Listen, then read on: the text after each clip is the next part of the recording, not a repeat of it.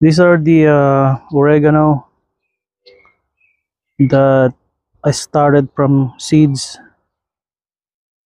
So I will transplant this into a bigger container. Then we're gonna dig this oregano.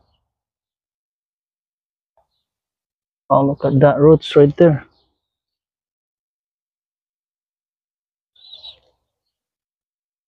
This here. There you go. Then you add soil.